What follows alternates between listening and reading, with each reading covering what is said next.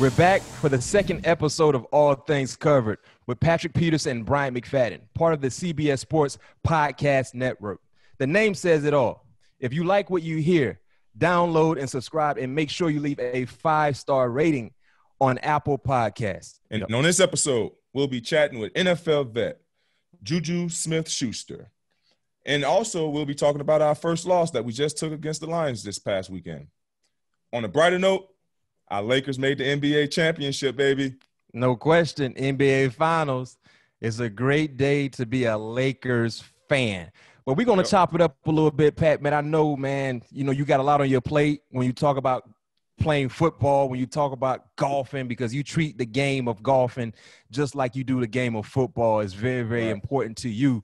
But during your downtime, man, what you watching on TV, man? Give us a little insight about what you watching on TV. What I'm watching now on TV? Yeah, what you watching now, or what about when you were a child, your favorite childhood show growing up? All right, what I'm watching now, I love the show on MTV, Ridiculousness. Okay. Love that show. And as a kid growing up, I love Tom and Jerry. Tom and Jerry. I was a Tom and Jerry guy. The reason I love Tom and Jerry, I was the oldest and I was always by myself for the most part, or outside playing with the boys. But Tom and Jerry had no speaking. And every time they saw each other, it was on site. No question. No question. It was a very, very toxic relationship, to say the least, right? No it was doubt very, about very it. toxic. Speaking of that being your childhood show, as a child, every child has a crush, right? A childhood celebrity crush. Did you have one? I did have a crush, man. And honestly, man, she's still my crush today. Who was that? Man, Lisa Ray. Oh, Lisa Ray Diamond. is my baby. Man, you talk about. Wait a minute. So let me ask you this question: at what point did Lisa Ray become your childhood crush? Because I remember the movie Players Club was like her first big. I can't remember the year that came out. Say it again.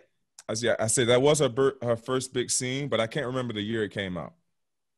I'm just gonna throw this out here, Pat. Whatever year it came out, I really believe you probably was a true youngster. So I'm trying to figure out how were you able to see Lisa Ray, aka Diamond, perform in Players Club, man, all right, at your age. Fun story, man. Your auntie, Margaret Peterson, right? Aunt Margaret, no question. So you know Aunt Margaret, man. She loved her some Lil Pat.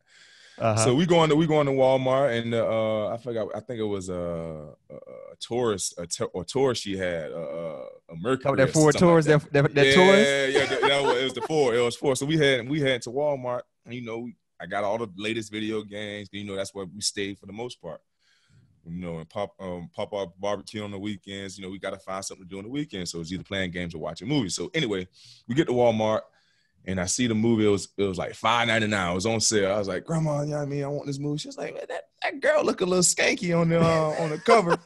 I was like, oh, don't worry about that. Somehow I convinced her to buy the movie for me. So anyway, got the movie, went home, saw my girl Lisa Ray, and what made me fall more in love with Lisa Ray is I didn't really meet her. I saw her when I was on my recruiting trip, Rising Star camp at USC. At the mall, and I was like, this lady is gorgeous. And to actually see her in person, I was like, 15 at the time. I was like, that's just a natural, beautiful woman right there. Listen, if SC would have got you an opportunity maybe to get her number just cause I mean to take a picture, you probably would have been a Trojan. Hey, you never know.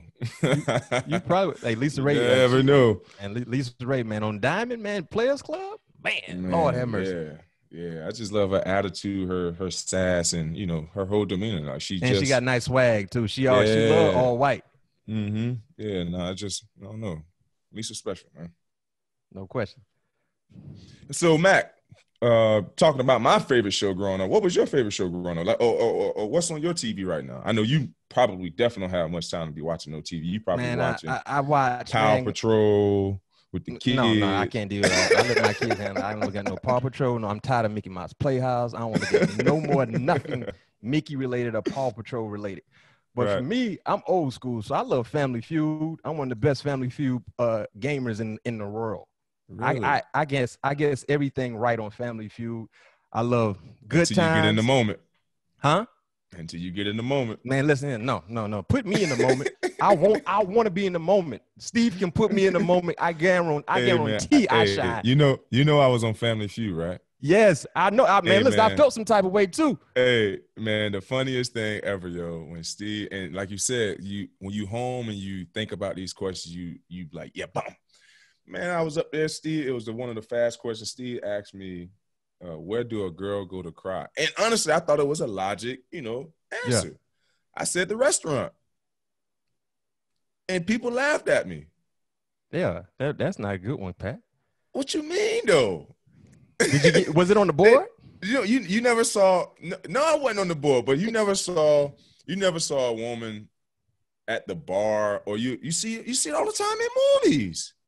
Top of crying at the sobbing. Man, at the bar. They not crying at no bar. They crying in the bathroom or the bedroom. They doing it in a private setting, Pat. Oh man, even I know that much. I feel bad now. Man, that's why but the hell with it. Like I told you, when you're in that moment, like, and plus it was like boom, and you like, you gotta say something right now. So I'm like, bathroom, closet, and bathroom. All the good ones already taken. So like, closet was already gone. Bathroom was already. I can't say under the bed. You could have said car inside the car. Car was already going. So all the good answers was gone. I was like, so damn. You said restaurant. I had that. Hey, that was the best logic answer. Yeah, well, that wasn't logic enough because it wasn't on the board. All right, so give me your top five. What would you have said? Top five. You got 30 seconds. Go. 1, 2, bathroom, 3, bedroom, 4, closet, 5, 6, car, 7, 8, 9, children 10, room, 11. Nah, it's still a room. 13. Yeah, 14, you're right. 15, heck, I done gave you about 4 or 5, right? You gave me 4. 17. Are you trying to put 18, me on the spot? 19. Why is 20, you still counting? That's what I'm trying to figure out. 22. Cause I told you when they get on the moment, all them answers already gone. It's like, damn, what? Like, bump. Now your mind's rattling because at the same time, all those questions already going. Now I got 5 seconds to shoot out an answer. So that's why I tell you in the moment, you're gonna be like, I'll show up. If I ever get a chance to be on Steve Harvey Family Feud, man, we're gonna try to make that happen. Man. I'm gonna show up, and I'm gonna outdress him also. Ooh, my suit gonna be better than his. I don't know. I said it. Print the T-shirts. I said it. I stand by it. You I embrace it. No question. Matt will dress better than Steve Harvey on his show, Family Feud. No question. No question. No chance, man. Make sure you jot that down and print the T-shirts. Man, so Steve. So Family Feud, one of my shows, Good Times. Good Time. I love James Evans and Sanford and Son. I'm old school, so those are my top shows. And you gave your celebrity crush, Pat. Yeah, who's your I would like to give mine. I got 2. The first one is 2. Ashley. I had 2 growing up. Ashley who? Ashley from Fresh Prince of Bel-Air. Oh, okay, Tatiana Ali. Okay. Mm-hmm. Well, she had some nice caramel skin. That skin used to always be laid down the right way, that caramel skin. And I love her edges. Anytime you see Ashley, when she had that nice ponytail. And that was all her hair, too. That was no question. Hey, them edges used to be laid down real decent, real lubed up. They were lubed up and everything. No doubt about it.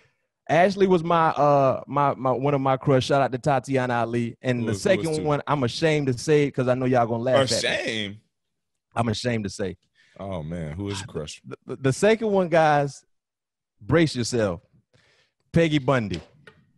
Peggy Bundy. From Married with Children. I know exactly what you're talking about. Man, Peggy used to do something to me because she used to wear them tights all the time in the heels. You know what I'm saying? So as a child, because I think Married with Children came out in 87. So I started watching that probably in like 88, 89, and they had a nice little run into the. Why are you laughing at me? They had a nice little run. So her tights was like. Man, listen, Pat, if you see the right woman in the tights, to you, it make them look a little better. So, oh man, listen.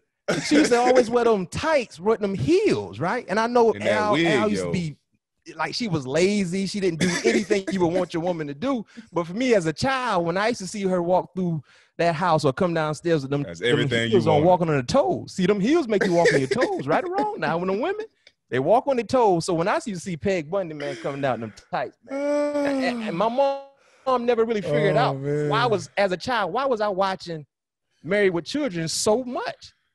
Yes, sir. There we go. There we go. Yes, sir. That tell me right now. Hey, man. child, and that ain't gonna do something to your heart. That wig gotta go. That used to get my blood boiling, man. My blood used to be boiling, man. That's my second crush, man. I know y'all gonna jump on me. Hey, I don't that's care. a good one. Yeah, that's I a was a good one. child. You standing strong by it. No That's question. you. Like I said, I embrace it. I stand by it. Peggy Bunny, shout out to Peg Bunny, wherever she is in the world. Shout out to Tatiana Ali and also Lisa Ray. Wherever they are in the world, man, all things covered. Shout you out real decent. Shout out. Yeah, so now let's kick it down to the gridiron, Pat. It's Cardinals check-in time. We're in the first half of our show, all things covered. Week 3 recap, man. You guys suffer your first loss of the season, 26-23 to the Detroit Lions. I watched the game. I know a lot of our listeners and viewers watched the game also, but you participated in the game, Pat P. Tell us what went wrong. Man, it was obviously not executing when we needed to execute in certain moments. And when you're playing a game of football, you can't turn the ball over 3 times and the other team and the defense not create any turnovers at all. So it's difficult to win ball games in that sense. So just have to find a way to take care of the ball better and find a way to win those situations. Because they had a big touchdown before halftime. And statistically, any team that scores before halftime, they have an 83 or 82 % chance of winning. So that was a big moment for them. The last drive of the game, obviously the game being tied, and those guys marching the ball down the field, getting a couple bad calls, in my opinion, to help them out a little bit. But as a team and as a leader on his team, obviously, we should have won that game. We definitely felt that we should have won that game. A lot of opportunities slipped away in that ball game, but you learn from no mistakes, and we're happy that we're not happy that it happened early, but it happened early. And, now we got to see what type of team and what we really made of. And one thing, one of my favorite coaches of all time, Bruce Arians, BA, better known as. He used to always say, good teams don't lose twice. And you always lean on your leadership and you lean on your captains to make sure that doesn't happen. So we're going on the road here to Carolina this weekend. Those guys just had a great win against the Chargers. So we know those guys are riding high behind Teddy Bridgewater and in that offense. So we got our hands full again this week. It's an East Coast trip for us. Typically, West Coast teams don't do good on the East Coast. And so we have to be able to relish this moment and be able to rebound from our first loss that we did suffer against the Lions.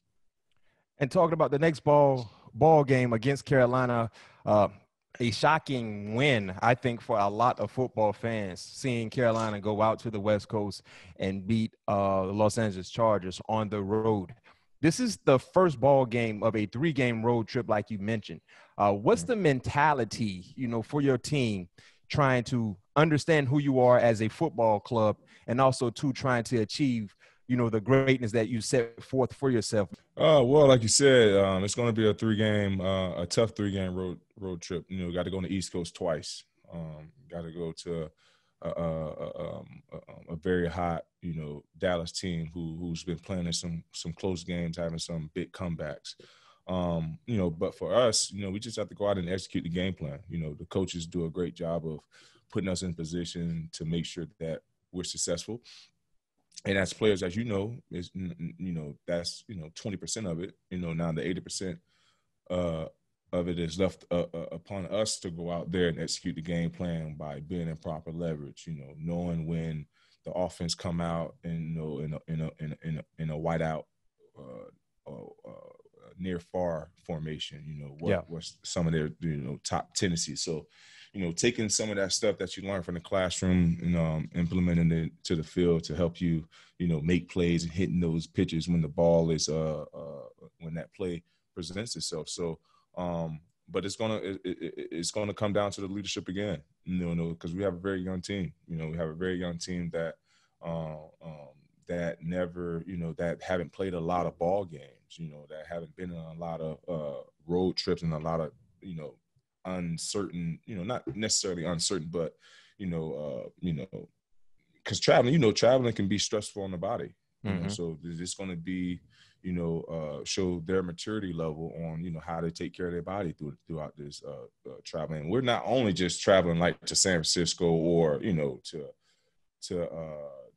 LA. We're going, to New York, Cali, and Dallas. Those are a lot of miles, so it's going to come down to the leadership and guys making sure that they handling that their business to make sure their body is ready to go for this 3-game road trip that we got ahead of us. Yeah, and talking about this upcoming ball game this Sunday against Carolina, they got some wide receivers that could, really do some big things for their offense, and they're definitely leaning on them to be able to create big plays for their offense. And DJ Moore and Robbie Anderson, Broward County native Robbie Anderson from Fort Lauderdale, Florida, talk about some of the challenges that these two guys could provide for your secondary.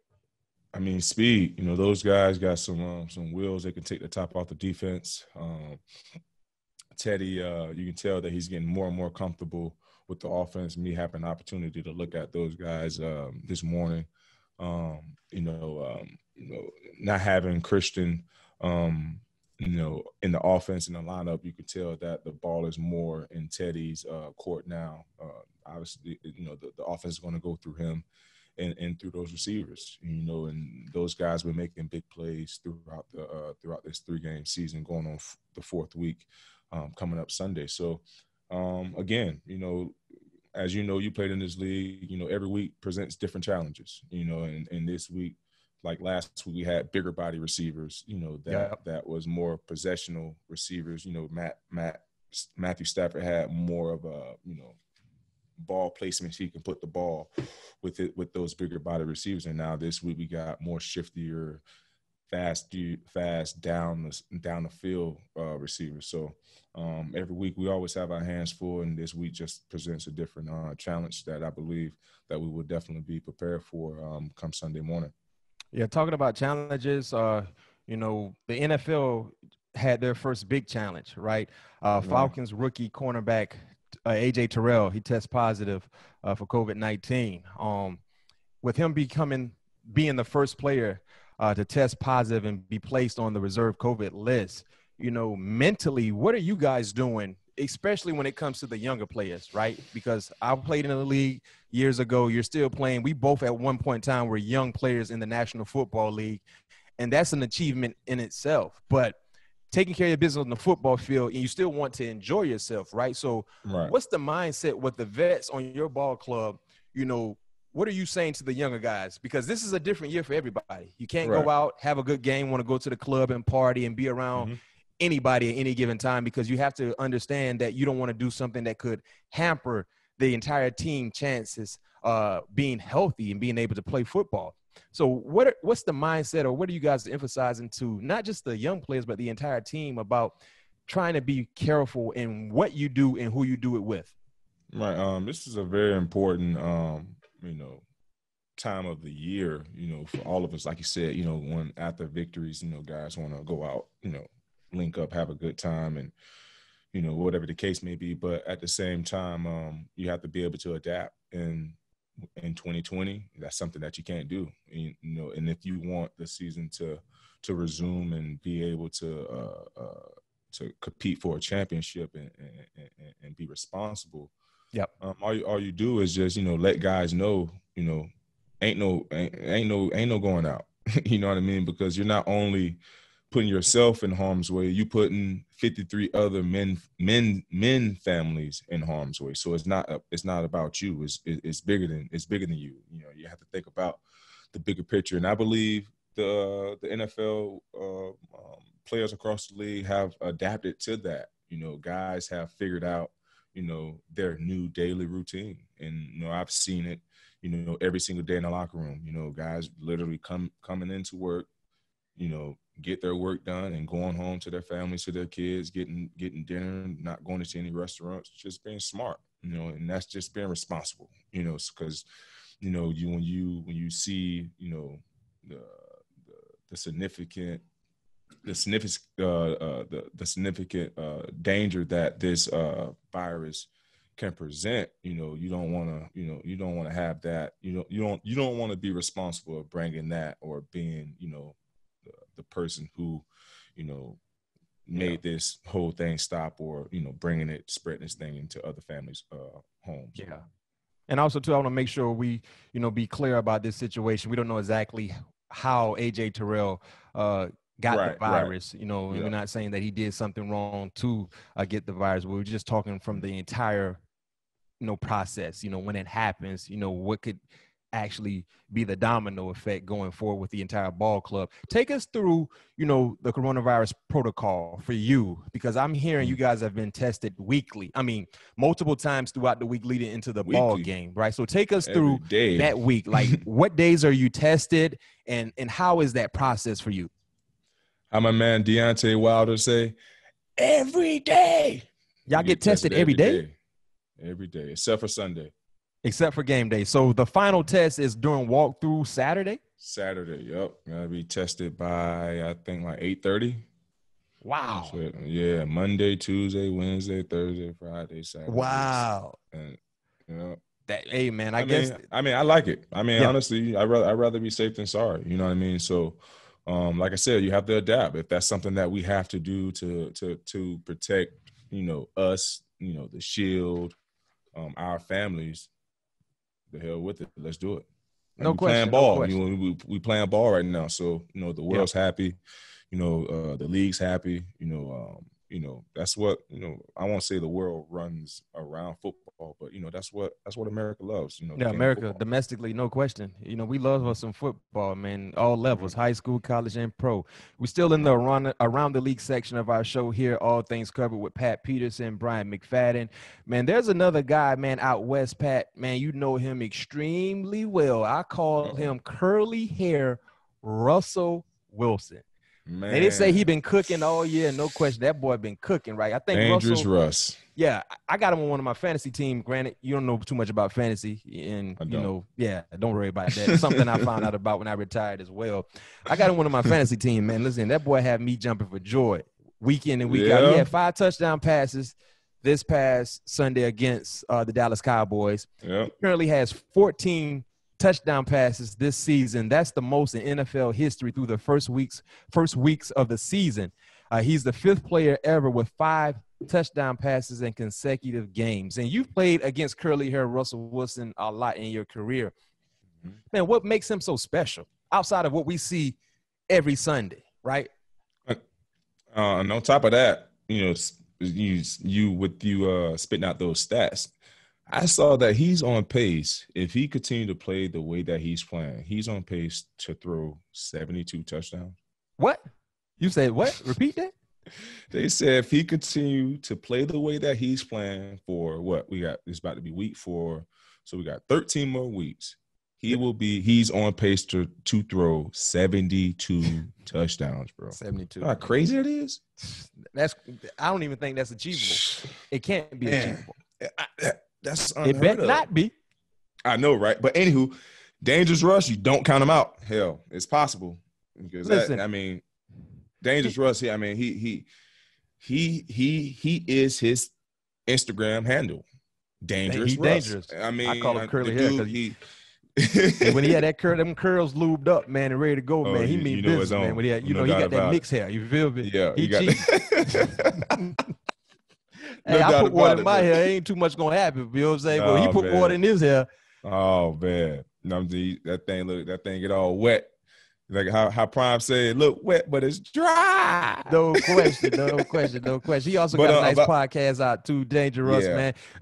Is he a trash talker, Pat? Because usually when I'm watching from afar on TV, he's throwing touchdown, he just go to the sideline, get into his iPad. Is he a trash talker? Has he ever said anything slick to you? No, he ain't a trash talker, but he is a competitor. Like, obviously you see him on TV and you see that he's very mild-mannered, don't say anything, but like when the 4th quarter rolls around and it's time for his team to make a play and they make that big play, or he's the one delivering that deep ball in the perfect position, you can see that competitive edge come out. And Russ is just a winner, man. He's never out of a game, and he always finds a way to make the perfect play. And it's tough playing against him every twice a year because you can go into a game plan thinking they're going to do that, but they're never on schedule. They're never on beat, so that's where they make, a ton of their hay, with Russ improvising, guys, breaking off routes, turning a 4 and a 3.5 second route to 7 seconds. As a DB, that's torture, because now we all discombobulated and now we running around like a chicken with our head cut off. It's funny, man, with all the success he's had, he's never received the MVP vote, but if he stays healthy, clearly that will change. It better change this season for Danger Russ. Curly hair. That's still kind of that's still weird to me that he didn't get not one vote.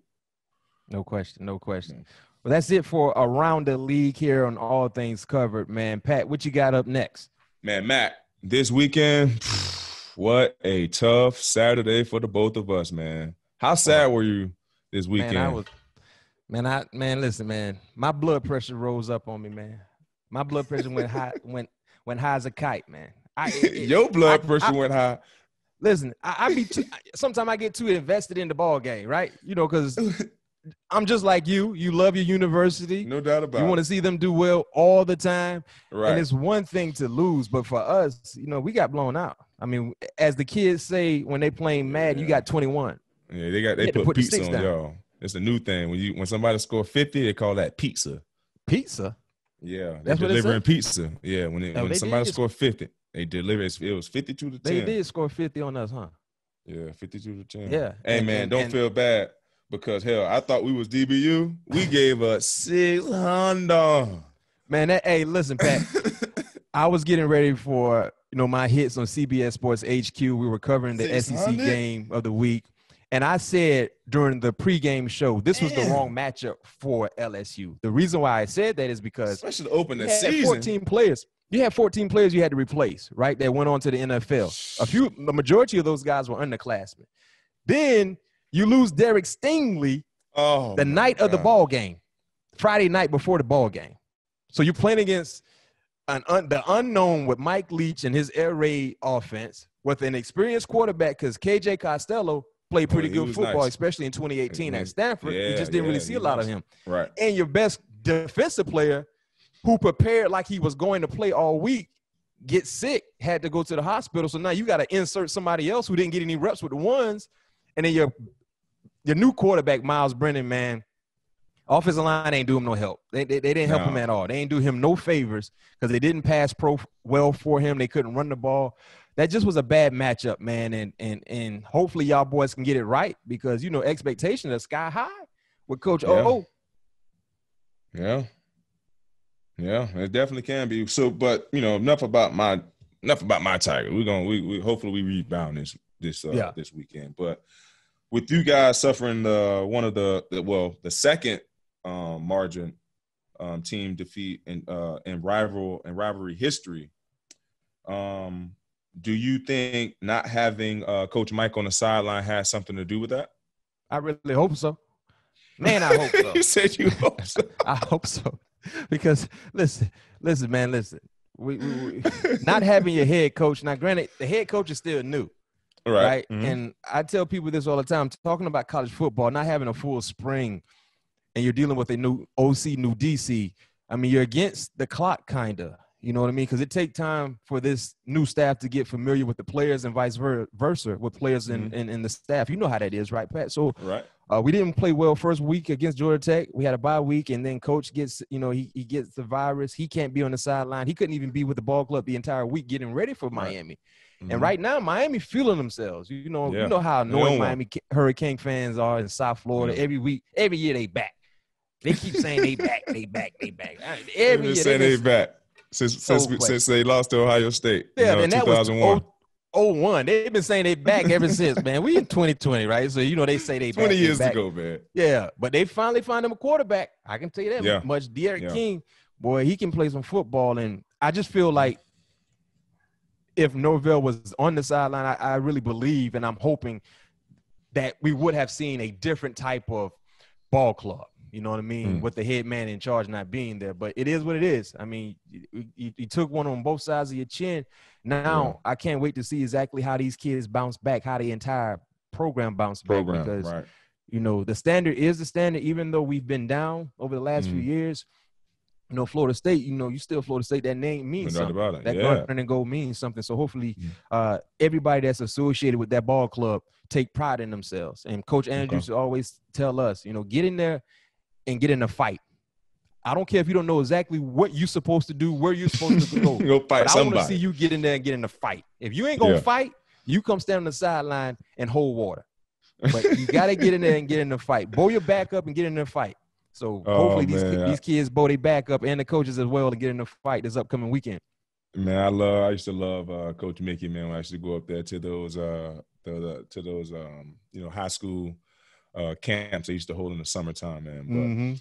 But switching gears, enough about our college football team and enough about football. Let's talk about our Lakers, man. They're heading to the NBA Finals. We're going to call it the Bubble Finals. No question. Do you think the Bubble Championship, whoever wins, obviously we're pulling for the Lakers. Do you think this 2020 championship will mean more or less? I think it means the same. A championship is a championship. No doubt about it. I agree. And for people who feel or say it does not mean the same, you're only saying that because you're not playing in it. That's how I feel. As a fan, you're only saying that and you don't know what goes into it. Exactly. You still have the same prep. Actually, the prep is more intensified because of the circumstances. I think it's almost like if you say this football wise, right?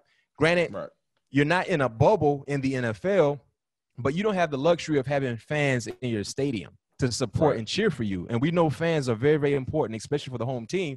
But if you win a championship this year in the NFL, it means the same. You can't discredit the team who won because of the current situation that we're all are going through. It's hard, but it's fair.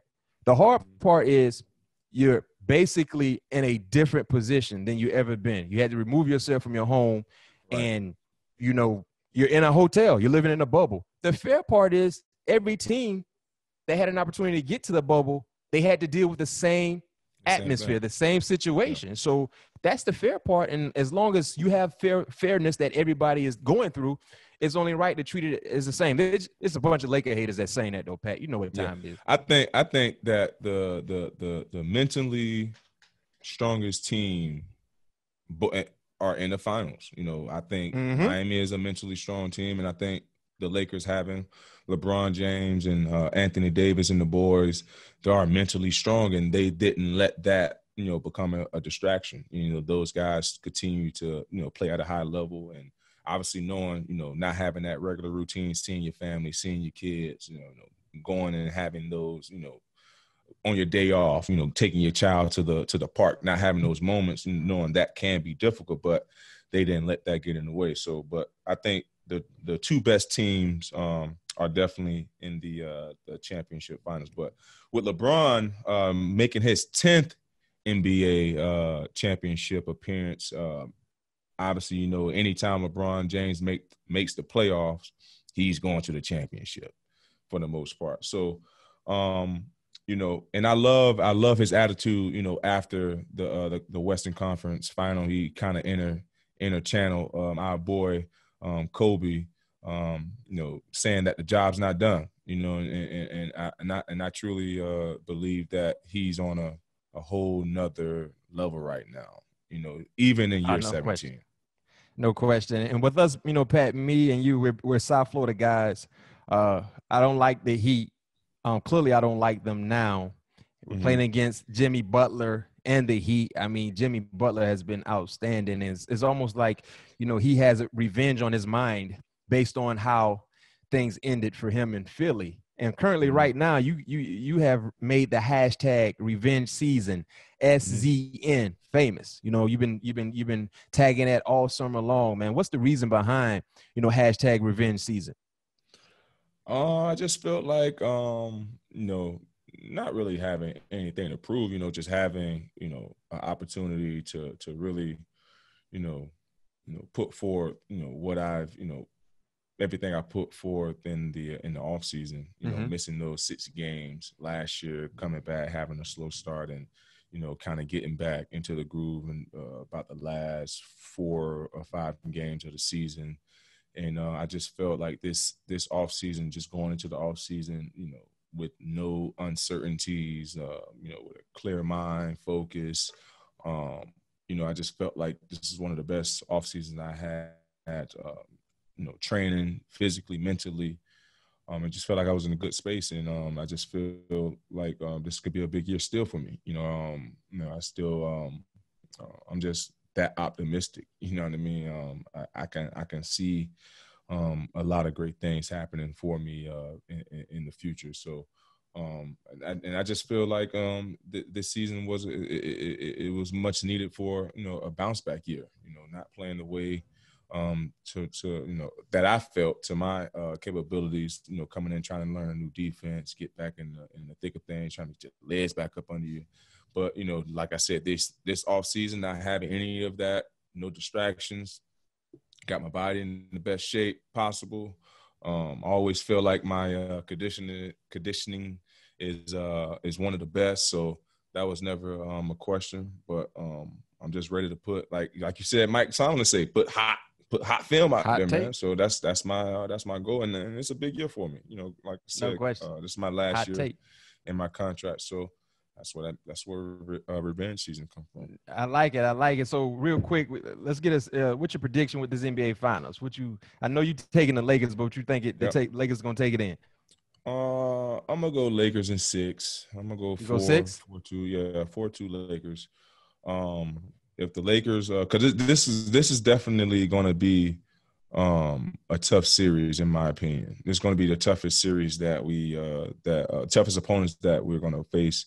In the playoff all around, because Eric Spoelstra do a great job of coaching his team. He knows LeBron, so he knows his movements, his weakness, what he don't like, so, and they're a defensive minded team, and they have that that rugged, tough mentality. So they definitely going to bring the fight, no doubt about it. So we have to make sure that, we have that same approach, have that same mentality coming into the game, knowing that, this is not going to be, pushover, because at the end of the day, too, the Heat don't have any, household names, no real big names. They play great team basketball, and great team basketball, at the end of the day, always prevail over individual basketball. So, and the Lakers play great team basketball. I'm not saying that at all, because LeBron James is probably one of the greatest teammates or team basketball players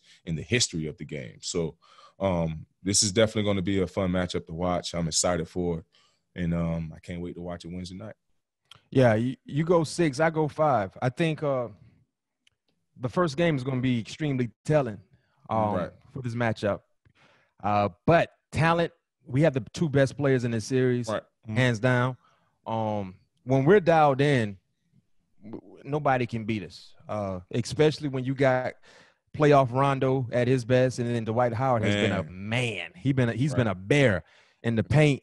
We're playing against a Heat team that's going to be extremely fundamentally sound, but I believe a lot of the role players have exceeded expectations. Duncan Robinson has been unbelievable, but will he be able to sustain that level of play? Goran Dragic has been unbelievable. You got a lot of guys that have really exceeded the expectations, and because of that, they're in the finals. But, man, when them lights get extremely bright and they get hot, that hibachi hot, but that sweat rolls off your face a little differently than normal. Right. You know what I mean? Right. So that's where the experience factor got to kick in for us, like with LeBron, Danny Green and JaVale McGee, guys that have won championships before. So they got to be able to use that experience to their benefit and start fast. Don't give these guys any extra confidence, because they believe they can beat you. But like Mike T used to tell us all the time, take them out in deep water and drown them. Don't play around with that fish. Take them out in deep water. Yeah, no lifeguard, man. No buoy, no nothing. None of that. None of that. Yes, sir. Well, Mac, last week we talked about, my memory lane. Yeah. So this week we want to revisit your memory lane. So tell us about that trip that you guys took down there in Super Bowl 43. And I hear that Mike Tomlin plays a big role in this story. Talk to me about a little bit about it. Well, Mike T plays a big role in that story because he was the head coach, and you're talking about Super Bowl 43 in Tampa where we played against the Arizona Cardinals. You were in college at the time. Yeah. So, Pat, you know, being around me, I have been able to, you know, show you a lot of different things. You know what I'm saying? Yeah. In high school, Pat used to be with me in the clubs. I'm sorry. I should have. 16 years old. Oh, hey, but man. we grown now. So, you know, shout out to all the clubs that allow Pat to be in there with me. Down on South Beach. But also, too, growing up, I put you in a game called Boo Ray. Yep. Right? Mm-hmm. And Boo Ray is something that I consider to be the best card game ever created. You know, some people say Tonk, Spades, I Declare War, Uno. Boo Ray is it. That's the game. Hands so down. For us, every road trip, every home game, during a week of practice, the preparation, we always played Boo Ray. Boo Ray was a part of who we were as Steeler players. And that particular weekend, Friday, we switched hotels, Pat. So, you know, the week of, we stayed at a particular hotel, and then Saturday we went to a whole nother hotel with just the team. You know, we got away from the family and the media and the friends and moved into our own hotel. So we had our routine Saturday night meeting. Mike T gives a speech. We watch tape, and then we ventured off, right? Mm. So, you know, when you play the Super Bowl, it's not until 6:30 Eastern on Sunday. So usually what we did was every night we would go in James Ferrier room, because usually he have a suite. So we all lock up and load in his room and just fraternize, bro. We just chatting it up, talking trash. But the cards, we got cards going. We got Boo Ray. So the thing about Boo Ray, Pat, you know this, you only can play the max is 6 people. So that's the max you can have. And it's a 5-game card. And the dealer is the guy who's dealing out 5 cards, and whatever card the dealer flips over, that's the wild, that's a trump card, right? Yep. It can be spades, heart, diamonds, clubs, anything. So at that time, man, we started a game, Pat, around, I'll say about 11:10, 11:05, something like that. Sounds about right. Man, listen, Pat, bro, I didn't get into my room until 8:30. Sounds about right. Listen, when I tell you that game was intense, and I tell people this all the time, that game actually, and if you remember the Arizona Cardinals Super Bowl game with Pittsburgh, it had some intense moments in that ball game. James Ferrier touchdown, Larry Fitzgerald touchdown when he streaked up in the middle of the hash, in the middle of the football field. Santonio Holmes touchdown reception. But if you ask anybody who was in that room during that Boo Ray game, that Boo Ray game might have been more intense than the actual Super Bowl. Pat, man, listen, man, it was so much going on, man. What was lost? What was the biggest spot going? You know, we on the podcast, we on YouTube, so I got to make sure I keep it, you know, appropriate. But let me tell you this much. It was a lot going on in that room. Guys were sweating. Guys had their shirt off. Guys were nervous. Man, listen, man, it was a lot going on at that table, man. I remember James Ferrier said, listen, whatever y'all boys do, please don't say nothing to nobody. Don't let this get out to nobody. And Pat, man, I remember when I got in my room, man, you know I don't cuss, but man, I cuss myself out mentally so much. I was so tired, man. And the crazy part about it, when we got to the stadium the next day, you could tell everybody who was in the room because everybody's eyes were bloodshot red. Oh man, man, we ain't getting no rest. It's the night before the Super Bowl. The night before the Super Bowl, bro. We stayed up until 8:30 a.m. Breakfast started at 9.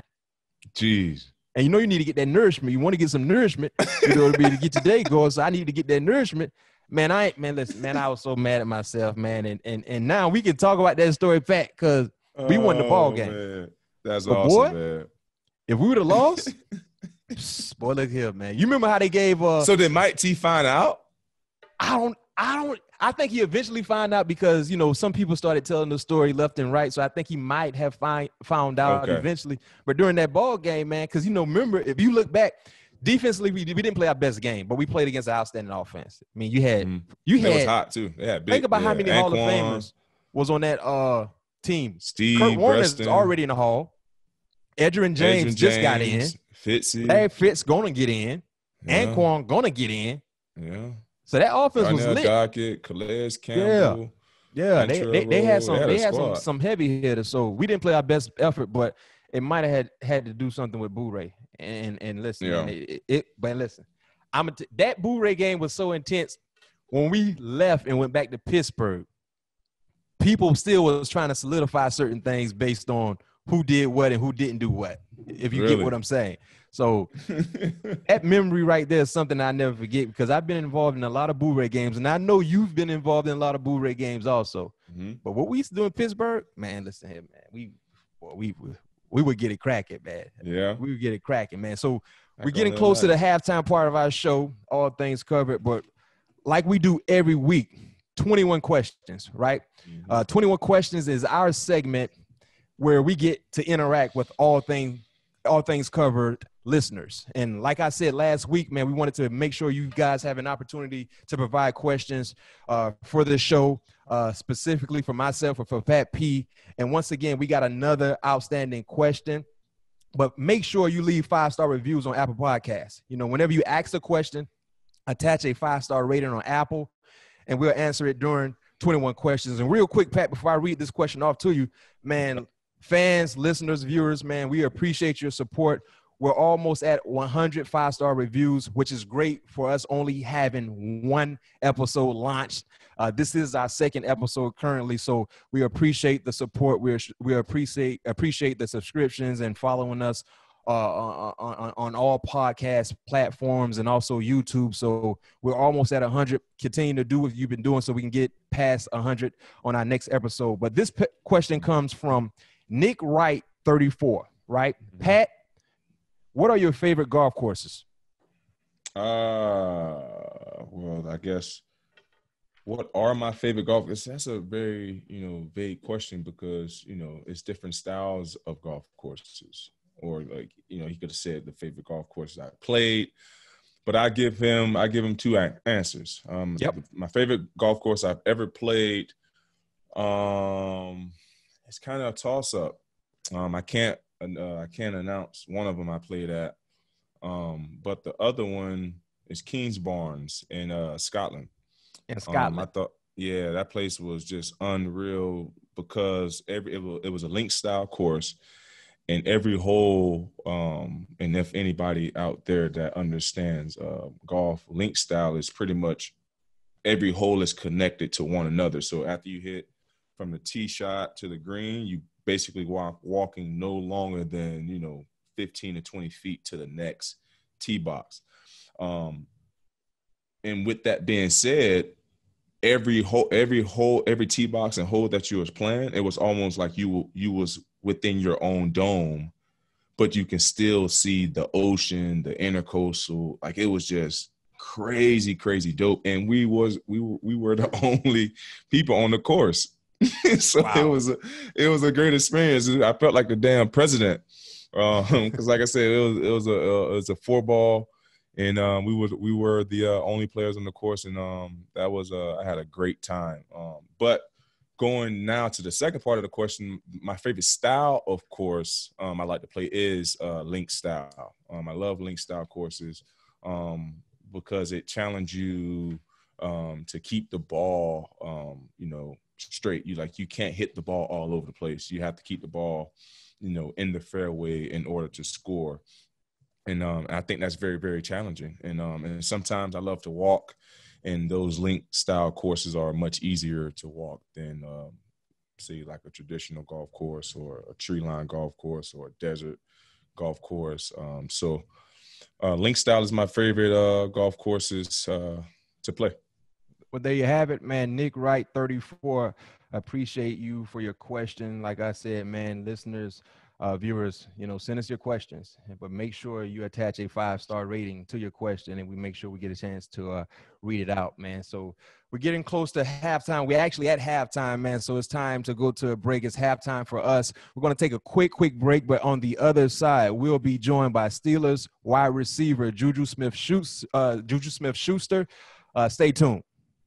What's up? We back from break, and like we promised you earlier in the show, we have a special guest joining us here, episode 2, All Things Covered. Before I introduce this outstanding individual, let me give you guys a rundown, and maybe you can guess who it is. 4-year NFL vet for the best organization in the NFL.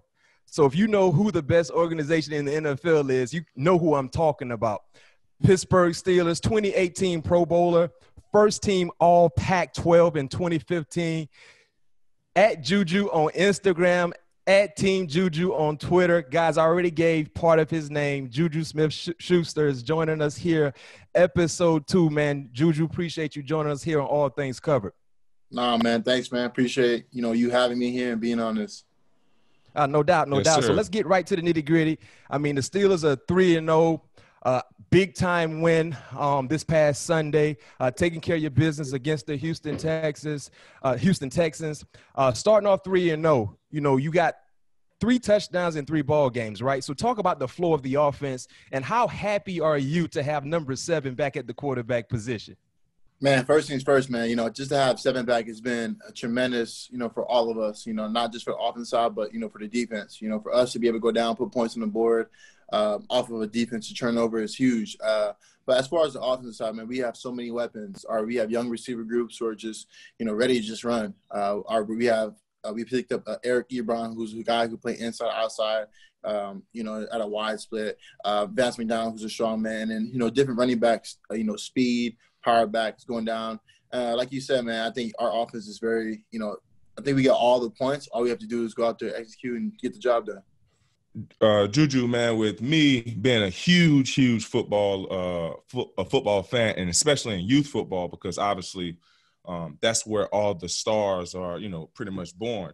And with you being coached by Snoop Dogg, at the time, did you recognize how unique your youth football experience was? Oh, no, for sure, man. It was so funny. I played, like Little League in Ogjaf, and I would say this is a league where, you have to come in, you have to weigh in at a certain weight, you have to, have the right gear. And, playing for Snoop, Snoop created a league, where guys who were just oversized, who couldn't make weight. It was basically like a free weight, team. So we had guys who were a lot bigger, obviously the same age and stuff, but playing with a guy for Snoop, man, you usually see someone who just loves football, great coach, all around guy, not just on the field but off the field. And we were stacked with dudes. So I was always in a competitive group, since I was a kid. So, and I think that just carried on into high school, carried on to college, and obviously now in the NFL. Speaking of high school, JuJu, after your youth football experience, you went on to participate and play ball at Long Beach Poly. And even if you're not a California resident, you've heard about Long Beach Poly when it comes to the football realm, right? And when you playing at Long Beach Poly, based on the tradition and the prestige that school has, are you expected to achieve greatness? Because I look at some of the list of names, NFL names. You got Jarrell Casey, Deshaun Jackson, Mercedes Lewis, the great Willie McGinnis, baseball, Tony Gwynn, Chase Utley, Cameron Diaz, the late, great Nate Dogg, Snoop Dogg, all went there, man. Talk about the expectations at Long Beach Poly when you walk through those hallways. Yeah, man, I think when you talk about California school, and that's everywhere I go around the league. Every coach that I've interacted with, I went to Long Beach Poly. They was like, oh, yeah, okay, you went to Long Beach Poly, and they name all those guys. And I think it was more so that going in as a young guy is just a statement of that.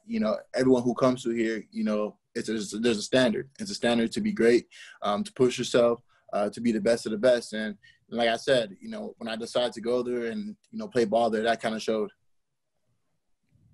Dope. And so now making the switch from high school to college, I'm just finding this out. You was initially committed to Oregon, and at the last minute end up switching over to USC. Why the switch? So at the time, USC, the coach that was there, Lane Kiffin, he wasn't my best recruiter. So I decided, man, I'm going to Oregon. The swag, the gear, the drip, like they win games, the crowd, it was awesome. Not too far from home, right? So then I switched last minute because, Sarkisian, the whole Washington staff, came to USC, and I love what they're doing. I love how they were handling stuff, and I was like, man, I'm gonna go to USC, closer to home, closer to family, go to my own church, and just be a bigger impact for my community. Oh, okay.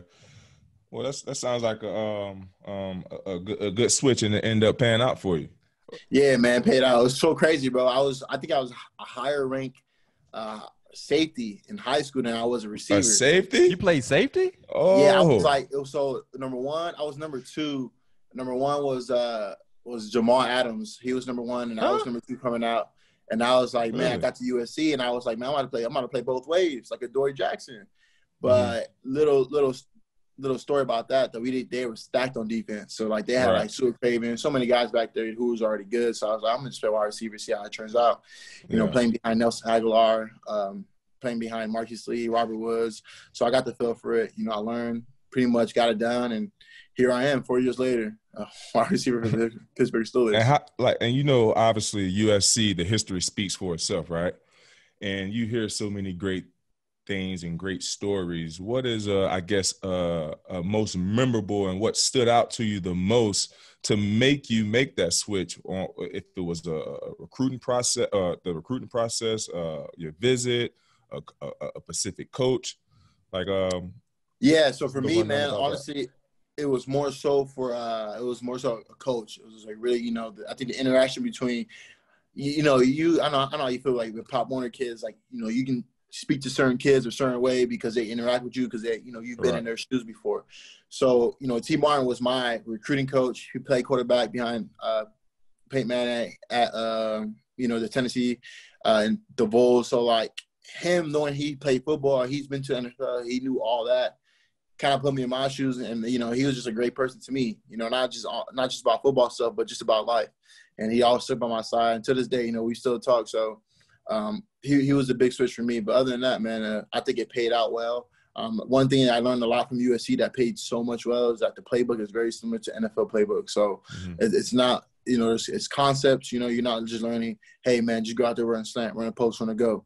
Nah, we learning like big pro plays. You know what I'm saying? So it's really – That's awesome. Yo, I did not know you were a higher rated DB than wide receiver. Coming out of high school. Because you know who else played DB in high school, if I'm not mistaken? Keenan Allen. Yeah. Oh, really? Yeah, Keenan Allen was a highly rated DB as well coming out. Keenan Allen's from North Carolina, if I'm not mistaken. Yeah, that's crazy. Yeah. I can see that with his size, man. Yeah, no doubt. And speaking of USC, you talked about the experience there. You know, you were college teammates with Sam Darnold, and we know where he ended up going professionally with the Jets.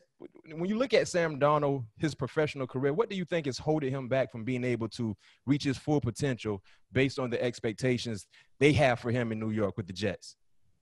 Man, that's a tough one, you know. I played with Sam Darnold in college, you know, and he was a great player.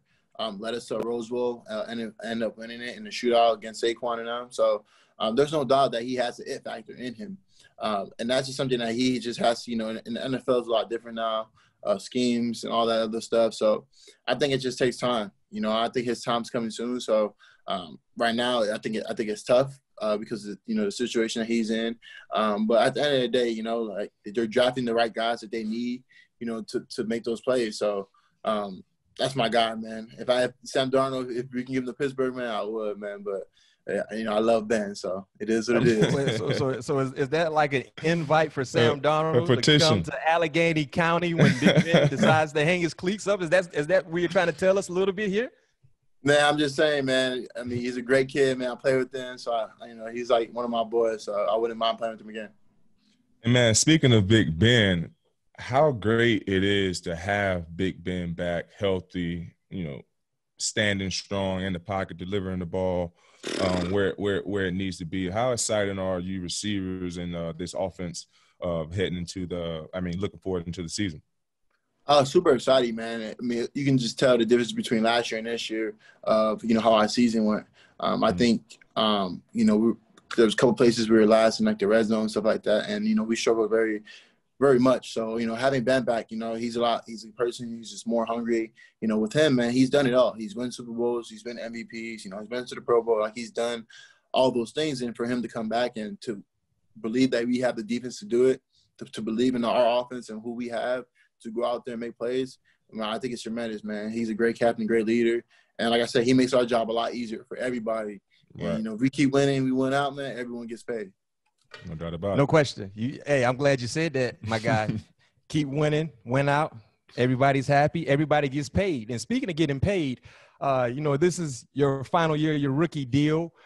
Question for you. A lot of people want to know, you know, Steeler fans and just football fans, JuJu, what is more important to you when it comes to the business side? You know, being able to reset the wide receiver market, or just being in the best situation possible for you to be able to exceed all the expectations you set forth for yourself? Oh man, I'm more so about, you know, I'm more so about, you know, to be in the best, you know, situation for myself, you know, and, you know, and if that means, you know, staying on the team, like I would love that. You know, I would love to be a Pittsburgh Steelers, you know, for life. I would love to be a Pittsburgh Steelers, you know, for life.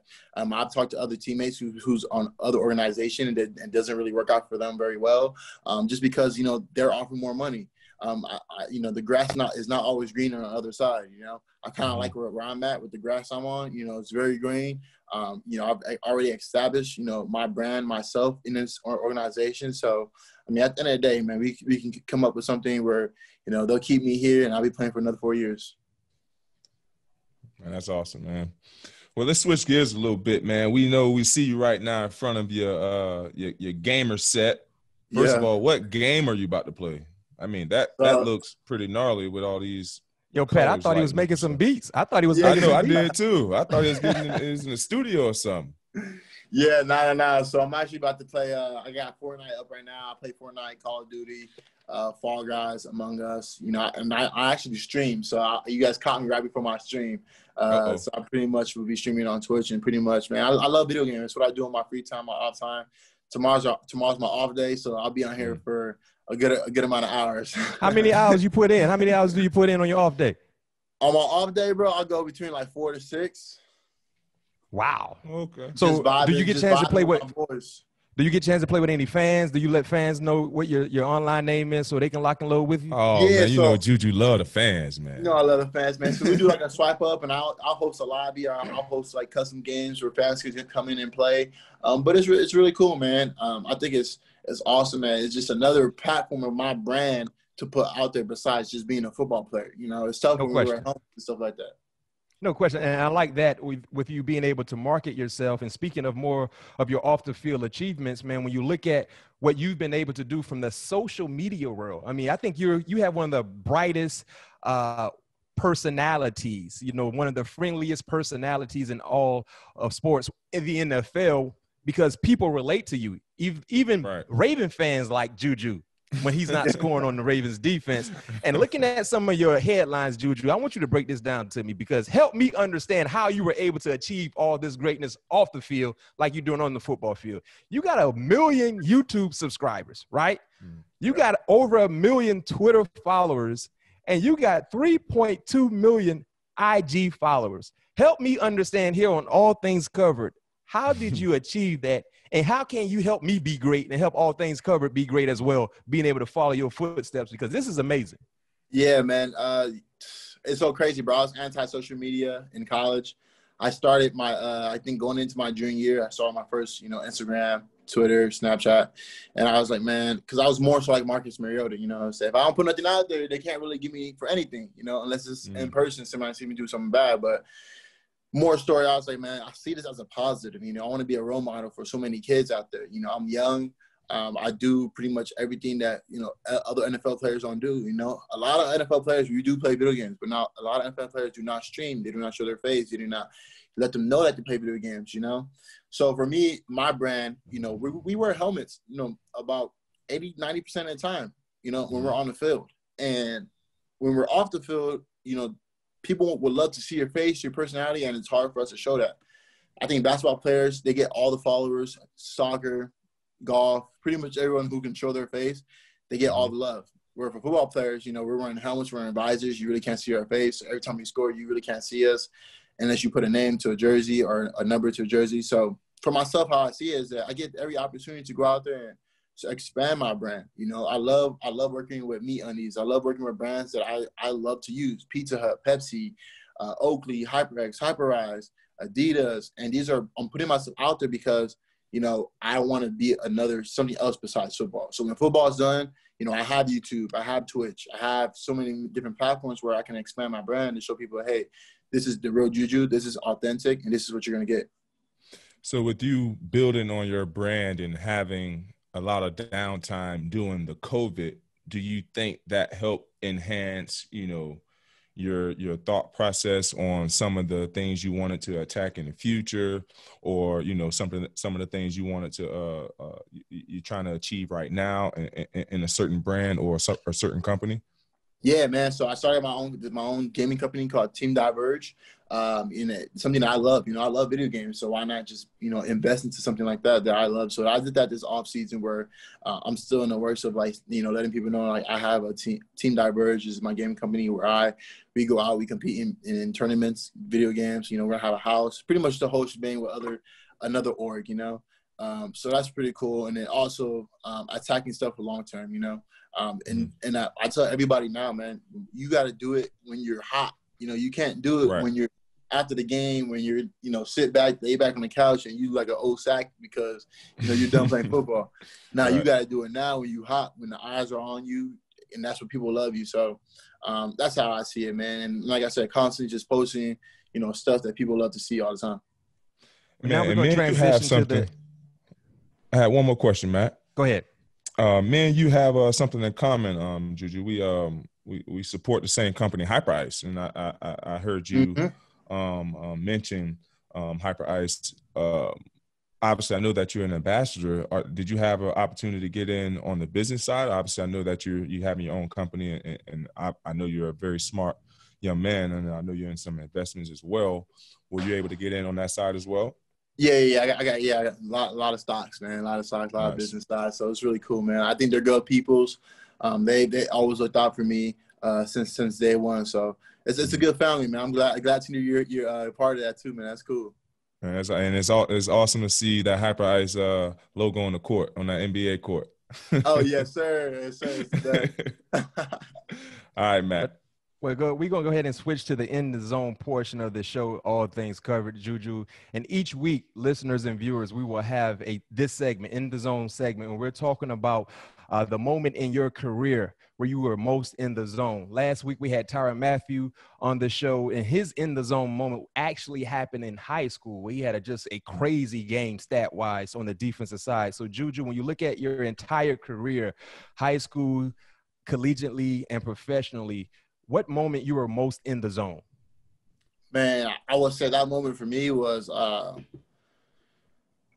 it had to be my rookie year, man. I was behind Martavis Bryant, and my whole life, as a kid, I've always been on the best of the team. I've always started. I've never had to sit on the bench or for no reason, because I was always like, man, I'm gonna play. You know what I'm saying? So coming into my rookie year, man, I'm behind AB, I'm behind Martavis, I'm behind these guys who's just raw talent. Martavis running a 4.3 speed at 6'4", 6'5", AB doing AB things, and I was like, man, I couldn't even get a starting spot, and it kind of really took a toll on my body because I was like, man, usually I play and start. So then Sunday night football, man, Martavis doesn't get to start. Something happens with the team. Coach benches him, and I get my time, I get my shine. And I don't. You guys can probably look at the stats, but I know I went for 196 or 192 yards. I had one touchdown, and I would say that was in the moment, in the zone, because as a young rookie, you never know when your time's gonna be called. And I just had found out probably that Friday, Thursday, and I was just as a rookie, I'm coming here, I'm about to do scout team. I'm do my thing. I'm gonna get up out of here. And now, I found out later that Thursday night, and I went out to practice Friday, and I'm playing big band, and first play, boom, goes to me, and then 3 plays later goes to me again. Next thing you know, I'm running for 97 yards down the middle of the field, and scoring, and it's just it just goes a long way. Where I was like, man, if I can go back and replay that in my head, I really can, because I was in the zone. I remember play for play. I remember Ben telling me before, if you get 22 man, take the middle of the field, and literally all that. So that was my time, my moment. 7 catches, 193, 1 touchdown. Fantasy owners were jumping for joy. Whoever had you in their lineup that particular week. What was that chain about? Because I remember watching that game. I remember you coming to the sideline, putting a chain across your neck or something. Yeah, like that. So that was it's crazy. So I also went viral for my bike being stolen because I didn't have my license. So I locked up I went and grabbed the chain, locked up the bike, the treadmill bike on the sidelines for a symbol locking up my bike. Nobody's taking this. And it was funny, man. Those are little things that I always that was dope. that I do. I kind of relate it back to something that's happening or what happened or what, something that's always positive in the moment. Yeah, because you just recently got your license, right? Not too long ago, right? Yeah, about a year ago. Wow. What kind of car you got? I got a slingshot Tesla and a BMW. Okay. All right. I mean, he's still only 23, Matt. Don't feel bad. My sister just got her license too, and she's 23. So yeah, I mean, man. Yeah. I keep forgetting JuJu. Like, it seems like, real talk, man. It seems like JuJu been in the league for about 7-8 years, bro. Right. Yeah, like, no doubt. I mean, he been putting up heavy film for a long time. As Right. Mike Tomlin say, I know he used to say all the time in the meeting room, put hot tape out there. Is he still saying that, JuJu? Hot tape? All the time. Put hot tape out there. He love that hot tape and splash plays. Yep. I need some splash plays, man. No question, man. That's what's up. That's super dope, man. That's super dope. So now we're gonna transition out of the red zone and we're gonna get to the superlatives part of the show, right? And this is a part where we hit you with random questions, but the answer cannot be yourself, JuJu. So we know you handle pressure extremely well. We want to see how you handle the pressure here when it comes to these random questions. So first question for you, best touchdown celebration of all time that you either witnessed in person or you saw on television, but the best touchdown celebration you ever witnessed. I've ever witnessed in person. It could be person or TV. So not myself, but for other people. Yeah. You can't, right. JuJu cannot be the answer. Nah, bro. I would say the hand sanitizer by that was the Raiders. Dope. That was so dope. Was dope. I was like, that was so cool, man. When I saw that, I was like, nah, I respect that. I got you. That was the best dancer on the Steelers roster. Oh my gosh. You can't say yourself. Ain't nobody else dancing. Somebody else dancing. It could be a big lineman. Somebody trying to dance. They might not have good rhythm. I'm gonna say Eric Ebron. Yeah, you got a little swag. He like to get down. Yeah. Hey, you know what? Y'all boys had a nice celebration this past weekend too, against the Texans. Yeah. He like that. Yeah. Matter of fact, man, listen. When you score this weekend, because I'm gonna just throw that out in the universe that you're gonna score. Give us something. Like give us something, man. Let us know that it's you talking to all things covered. You're talking to Pat P and B Mac when you get in the end zone, man. Give us a little something. Can you do that for us? Yeah, for sure. Pat P, see the undercover, man. I don't know. I don't know. We'll see something, man. I think it's something. You got enough time. You got all week to prepare. If y'all need to rehearse it during situational Thursday, I know y'all still doing situational Thursdays out there on the South Side, man. Just give us something, man, and make sure you let it know, man. That's for all things covered. Pat P and B Mac. Who is the best gamer right in the league right now? Who is the best gamer?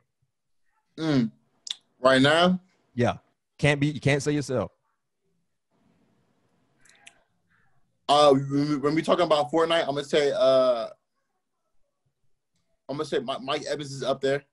Oh, Mike Evans got some game. Yep. If you talk about Call of Duty, I'm gonna say Stephon Diggs. There's two guys I play with who are really good. Do you ever real quick question to follow that up? Do you think esports will ever be as big as football here domestically? Nah, man, football, bro. You understand, man? Football, it's only like 6 months of it, and it's the most viewed sports all around the world. So, video games all the time. That's something that's like all the time. People were talking about, man, we might not have football. People go crazy. Yeah. Man, well, I hope it does a nice little hit because I got some stock in esports, so that'd be great for me. Oh yeah, for sure, man. Got you. I'm gonna stream more.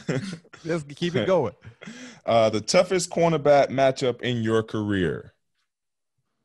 And it could be high school. Nobody in high school. Nobody like that. I would say this shit. I would say Marlon Humphrey, man. Marlon Humphrey. Yeah. Humphrey do have some I played against Gilmore. I feel like I should have more opportunities against him. I played against Ramsey. And I really didn't see him. I think Marlon Humphrey is like the only. He's like a Tillman. He's ball searching all the time. Right. And that's something that I've noticed. That's his game. That's what he loves to do. So, right. I would say him. Okay. What is the toughest loss of your career? Man, against the Saints, man, I came down. You know, I ran like a shallow. It was like a one-step slant. I caught it, and like the weirdest like fumble that can happen. The dude, D-lineman tackled me, ball came out, and it's just like we're right there about to score. Man, it's tough, man. Listen, Juju, I remember it like it was yesterday. You don't have to talk about that. You know, I remember it like it was yesterday. That's a tough loss for me too.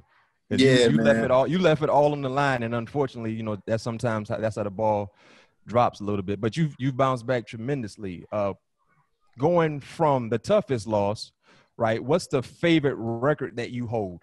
Something that we might not know about. You know, it could be football related, it could be gaming related, it could be YouTube related, it could be whatever.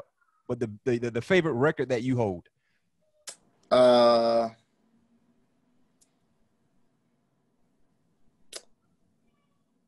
think Vinatieri's like we're like 20 years apart. I think he was born I was just being born when he was like playing. He just started in the league, and that was like the biggest separation between an NFL player and the youngest player coming in at the time. And I was like 20 years old, and I was the youngest to score. I think that's what it is. Yeah. Vinatieri played to like about 48, 52, right? Yeah, man. Tom Brady exaggerating a little bit. He just broke his record in something.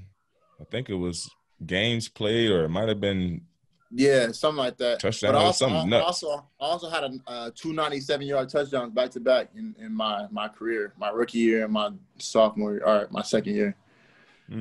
That's pretty interesting, but nothing too crazy. All right, last one before we let you go, Juju. Best Snoop Dogg song. Oh, I'm ready for this one. I'm ready for this one, man. Snoop coach you up, Juju. So let's hear what you got. I know you heard all the hits.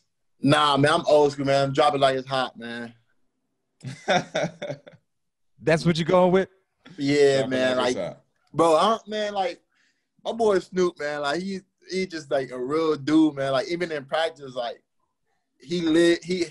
coaches lit everybody high. We just out there balling. Hey, give us your favorite Snoop story as a youngster when you was out there on the youth field with Snoop Dogg, man. What was that like? Give us your favorite Snoop Dogg story. So we was out in Florida, right? And no, we was in Texas. We was playing against Deion Sanders' team, right? Yep. And like he was like, man, G, I'm gonna call you ESPN because you always on ESPN. And I was like, okay, like, and I rock with that all the time. And it's just like I'm ESPN, and this how Snoop is, man. Like, just, like off the record, he just be high when he be coaching us, like. That's no surprise. No question. Kids, man. We little kids, man. We just like we do high, and like you understand, like we little kids, we just like, all right, coach, like really can take it serious. Like it's Snoop Dogg, like we really look at him like as a coach too, but was really always like having fun. Coaches, everybody high too, but the whole staff. But the whole staff is lit. But we winning games. We blowing people out the waters. Wow. Hey, yo, I remember Snoop brought, well, Juju, I think you were in the league at the time. Snoop brought a team down to Florida. And it didn't look good. He came down to the Sunshine State, man, and that thing, boy, they got curb stomped real decent. Yeah, they was like that. I'm not gonna lie, they was like that. I give them that. They had some dudes on their team, like, but we was so on our team, bro. We went down to Florida. We had like all skill players, bro. Like we had skill players playing O-line, D-line. It was just like, but we, it is what it is. Did you play with any other youth kids that made it to the National Football League like yourself? Bro, out of that team, bro, nah, man. A lot of those dudes, man, just went they went the wrong route, drugs, jail, prison, gang stuff. And, I was fortunate, my parents, they just kept me out of that. So. No doubt. Well, man, listen, man, Juju, we don't want to hold you up, man, but it was a pleasure speaking with you. Man, you're outstanding individual. Like I said, we know what type of player you are on the football field, but you're doing a lot more that a lot of people didn't know about. And we appreciate you sharing that here on All Things Covered on our second episode, man. And before we let you go, like we said, Pat, we're looking for JuJu to give us something when he scored his touchdown on that post route, maybe 60-yard post route. When he get in that end zone, we got to see something from you, JuJu. So you get the guys together, Deontay, Eric, Chase, man, get these guys together, man, and give us a nice little celebration when you get in the end zone. Yeah, man, just stay tuned, man. And I appreciate y'all too, man. But, something I was thinking of when I score, I'm going to put the ball down, and I'm going to get my towel, and I'm going to say all things covered, and then walk off. Hey, mic drop. I like it. I'm going to say it when they hear it. They're going to hear me say it. So hopefully we work with that. Bet. And appreciate you, man. And what we're gonna do when you do that, that's gonna be always our intro to our show, man. All things covered. For sure, man. Appreciate that, man. Thank you so much. Be safe. Yes, sir. Yes, sir. Yo, Pat, man, we back, man. But what were your biggest takeaways from JuJu's conversation? Man, the biggest takeaway from JuJu's conversation, I did not know that he was rated higher as a defensive player than he was as a receiver. Yeah, that was to me that was very interesting. No question. He's an interesting guy, and also too hearing that and then hearing his love and support for Sam Darnold, he basically kind of sent out a slight invitation. I heard that to Sam Darnold, man, to join the Pittsburgh Steelers. Now clearly that won't happen as long as Big Ben is still in uniform and want to play. But who knows what the future could hold, and could see a Sam Darnold sighting at some point in time in the next few years in Pittsburgh if things don't go right with him in New York. And right now, they're not going right in New York. Nah, don't look too good right now for Adam Gase in the game. No question, especially Adam Gase. But yeah, JuJu's a very, very interesting guy, man. And I can tell you this much though, Pat. I really hope he gets an opportunity to score a touchdown because he promised us, right? He gave us his word. He's going to do something special for the show, all things covered. Man, I really hope so that he get in that end zone as well because before what we play this week. Oh, actually, I won't be able to see it because we play on the East Coast. If we was playing on the West Coast, we'd be able to check out those East Coast games before. So y'all 1 o'clock, they're 1 o'clock, but don't worry. He'll probably if he's able to do it, you see the highlight. CBS gonna get it for us. Yeah, no, you know what, Pat? Listen, no question, CBS gonna get it for us. But heck, when you get that pick six, shoot, you can give us a little something too, right? I can. Yeah. Man, Mac, I don't really do this. I'm not like JuJu though. I don't really be doing that dance. I know you ain't really dancing, man. Let me think of something. Yeah, we got to think of something show related. Think of something show related. I got to think. That'd be great for fans to shoot out some questions about what they would like Pat P to do. I like that for next week. It'll be for next week after this pick six that he gets this upcoming week against the Panthers. Yeah, I like that. Well, we're at the end of the show. I want to thank everybody for listening to our second All Things Covered podcast. If you like what you hear, make sure you subscribe and follow and leave 5-star rating on Apple Podcasts. We'll be back with you next Tuesday where you can expect all things will be covered. Peace.